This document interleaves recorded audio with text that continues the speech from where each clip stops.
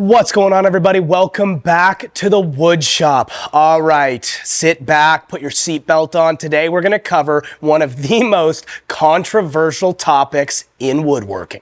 Are FESTOOL tools worth the money? Come check it out.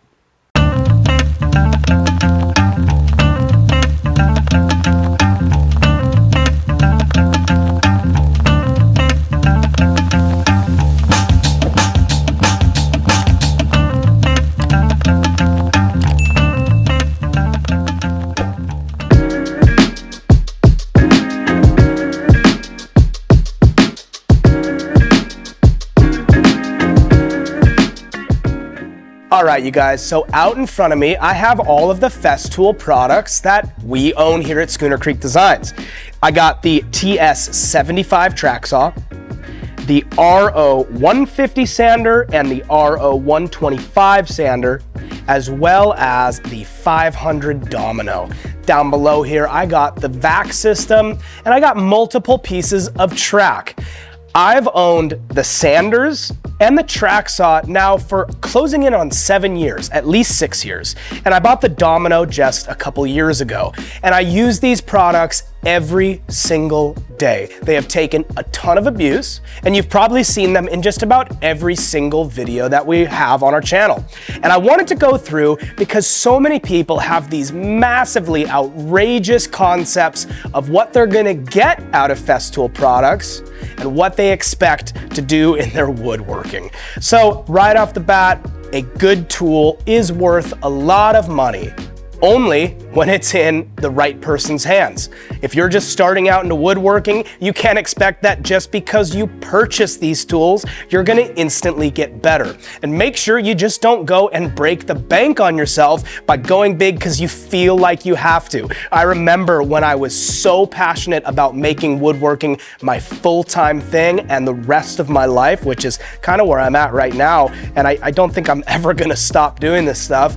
I felt like if I didn't have FESTOOL, I wasn't legit. If I didn't have, the Rotax sander, the Tracksaw, the vac when I go on to, job sites and locations, I was like, man, I'm not legit until I have some FESTOOL stuff. Now, 7 years of owning them, I have a lot of stuff I love about them.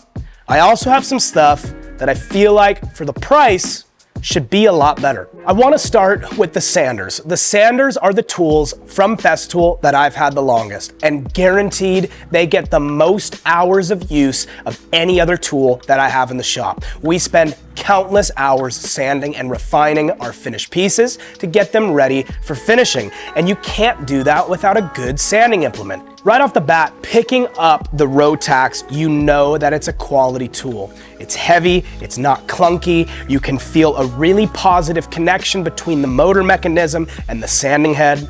You have variabilities of the speeds on the back, as well as an awesome dust port. And what originally sold us all on FESTOOL was the ability to sand, cut, do biscuit joining without almost any extra dust. And that was super important to me, one, to keep the shop clean, but two, for your health. So as far as the way that this sander works, it works incredibly well. A couple of things that have happened in the last 6 years of owning this is the mechanism that stops the sander head from moving so that you can actually replace the pad that's underneath your sandpaper. It broke. It was a plastic piece that went to some sort of casted aluminum piece, and the cast aluminum piece broke. I sent it in to FESTOOL, they fixed it, and they sent it back. I think all I had to pay was shipping. So just beware, things can break and sometimes do break even with the most quality tools. I didn't really see a real reason why that should have happened. It could have been dropped on the floor, something could have happened in transit to a job site. I didn't really feel like there was any major impact, but anything can happen. We're working like crazy and just stuff happens. So the other thing that I was a little disappointed is over the last year, this lower piece right here, which is actually the dust collection port, has really just been falling off with almost no pressure at all. And the connection here seems maybe a little bit subpar. However, again, this has been 6 years of constant use, thousands of hours in the shop, on job sites, in the back of the truck. There's no way that it could have gone all these years without anything happening. But those were the two main things that I felt like I was a little disappointed. However, like I said, FESTOOL responded right away. Customer service said, hey, send it in. We got it in, they fixed it, they send it back. I might do that same exact thing with this lower dust port right here. Again, that's the RO150. That is the sander that we use on the majority of our pieces. Jumping down to the smaller ETS 125, which is the 5-inch disc, I use it for tighter spaces, and this has been just an absolute workhorse, especially when you're doing smaller pieces that you can use and hold by hand on a small workbench, or tighter confined spaces. Again, you have versatile pads, softer, thicker, more dense pads that you can interchange. And this thing has worked super well. I really haven't had any problems with it, but again, it probably gets used less than half of the 150. Here's the TS75 Tracksaw, and I have honestly nothing but good things to say about this.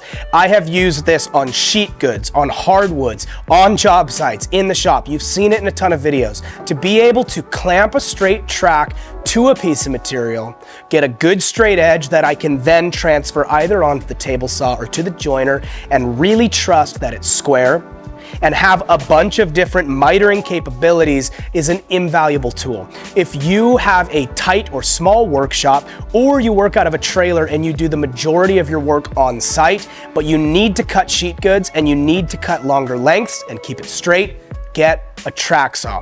It doesn't have to be FESTOOL, but I tell you what, it is totally worth the money. It's well built, it's super solid, combined with the track and the vacuum, it's an absolute no-brainer. I have absolutely loved this piece, and it gets through a lot of super heavy material. I've cut solid 2-inch black walnut, white oak, and different types of hardwoods, as you've seen in a bunch of our videos. It breezes through sheet goods, and it's something that I use, I don't know, instead of the table saw, maybe 25% of the time, just because it's easier to not have to carry the piece to a different spot in our shop, clamp the track, rip it, and go. A couple of things that I really like about it are the adjustable depth, which feels very solid, and there's very minute depth changes that you can use on this, as opposed to some of the other track saws I've seen that are more like a 1/4-inch stop. This seems to be, well, it's in millimeters, but it seems to be like 1/8-inch stops, and being able to cut on a flat surface with maybe thin risers and get through the material that you're cutting, but not cut down into your work surface, is super awesome. Also, cutting to a specific depth, whether you're notching for a long tenon or doing something on the end of a door or a table. You guys, we've used this so many times and we absolutely love it. A couple of things that I always question with FESTOOL is the use of their plastic. The knobs here, which you change your angle, are plastic, and although I haven't had any problems, I'm always wondering if one of these things is going to fall apart or go bad on me. The hardware inside of it is metal, but the knobs themselves and the housing is plastic. So again, I haven't had a problem with it, but it's one of those things that you feel it and it feels like a little bit lower quality or cheaper. Overall, the tool is incredibly stout. We've used it a ton and we're really happy with it. Down to the Domino. We got this Domino probably 2 years ago, and I am so impressed with how well this thing works. Having the interchangeable thickness of the Domino you want to put in, the depth, the versatility of the angles, and the depth that you can put it at, it is an absolutely amazing tool. We decided to purchase the 500 instead of the larger one because it serviced well over the majority of the stuff that we were doing. And to be honest, before this, we just had a standard DeWalt biscuit joiner, which again was an awesome tool. I actually picked it up at a garage sale for $15, and we used it for several years, and it helped us accomplish a ton of projects. I have absolutely nothing bad to say about the Domino, and I'm so impressed with the quality of the bed, the plate, the risers, the gears, the locking mechanisms, the handle placement, how you can turn it on and not have a trigger and just keep running it. And again, you guys, it's unparalleled for what we've experienced in the dust collection and the dust extraction partnered with the vacuum. So the Domino, if you're wondering whether you should get it or not, and you're at the level that you actually need to use it, you guys, don't wait. Go to the closest retailer you can find and go pick one of these up. We have been endlessly impressed with our Domino. Now on to the vac itself. All right, I gotta preface this with, we have been pretty hard on this thing, and it is a little beat up. It still works great, but I wanted to go over a few features of the vac system itself because it is really spendy, and you really will wanna purchase this if you're gonna go and invest in the tools right away. One of the best upgrades that FESTOOL made a few years ago is changing out the ribbed hose for the dust collection to this fabric bound, which doesn't catch on sharp edges of stuff and doesn't pull up corners or create tear out on your workpiece. That was a brilliant upgrade and something that right away, when we had our first hose, if any of you guys been into FESTOOL for a long time, you'd know it was a horrible design flaw and super disappointing.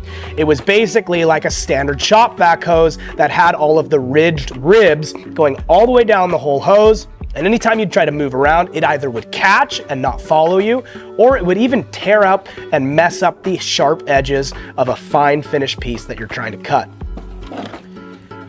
As you can see on the side here, one of the things that I've talked about previously with some of the other components is that the plastic sometimes feels a little cheap. And as you can see, the entire rest of the shroud that went around the vac has broken over the last few years.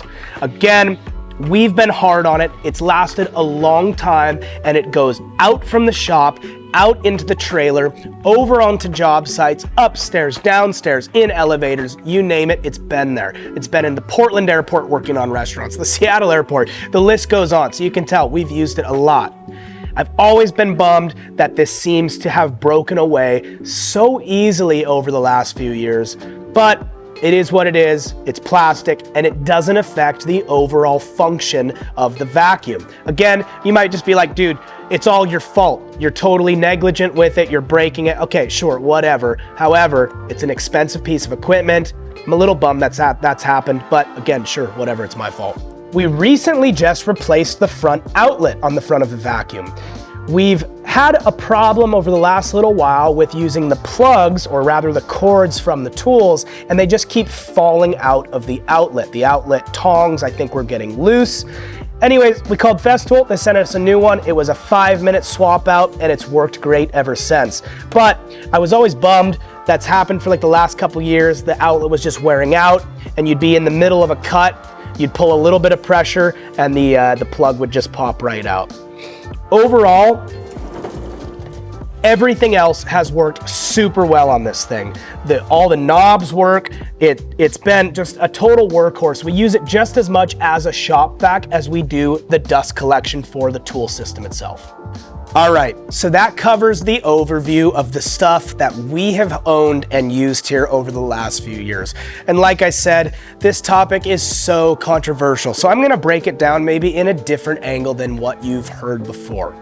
Is it worth the money?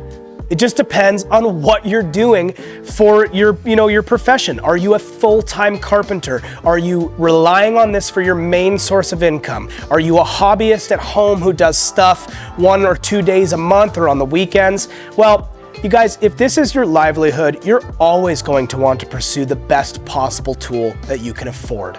It's gonna make life easier. It's gonna be a good longer-term investment. You're not gonna be having to be without the tool very often if it breaks and you have to buy a new one. And usually, the more you spend, the better you get. That's usually just a rule of thumb for everything related to tools. I have been overall incredibly pleased and super happy that we went with FESTOOL. I've always been interested in the Mirka sanding products, but as far as one package that gives us a multitude of different tools, like I said, the Domino, Tracksaw, sanding, and some other stuff, the FESTOOL line of products is an awesome one. I would say, however, If this is not your bread and butter, this is not your everyday thing, you may not need to spend the money. Sure, if you want to, that's one thing. And absolutely go purchase anything that you want to, support the company, go buy their stuff. If you're just a hobbyist woodworker starting out and just getting into the game, or you know that you're gonna be doing a limited amount of home projects, this may not be the thing you have to rush out and spend the money on. I guarantee you, you'll be blown away a bit when you look at the prices online or go see them at your specialty wood shops. However, it has upped our game in the ability to take care of the quantity of projects that we do here at Schooner Creek Designs. It's helped us with the precision, and some of the things that we do here with the different angles and the uniqueness has really been helped by getting quality tools. Now, always, it's gonna be up to the person using the tools to make sure that the job is done the right way. Guys have been using hand tools since the beginning of time and accomplishing a similar outcome. So, is FESTOOL worth the money? Yes, if this is what you're spending your life doing. It might not be if it's just something that's gonna sit in the corner of the garage for the next few years, you pull out once or twice a year. Like I said, you're free to do whatever you want. That's my take. Overall, super impressed. Couple things that have been a bummer, but overall, I love this stuff. All right, you guys, I hope you found this helpful in any way. If you guys have any comments or any questions about stuff that you've seen in the shop that you'd like us to give a review on, leave a comment down below and we'll hit it as soon as we get the, as soon as we get the time to. We got a bunch of stuff in here, and like I said, if you see something in the video and you don't know about it, but you're interested in it, please drop us a message down below. All right, make sure you hit that like and subscribe button, and we'll see you guys on the next one.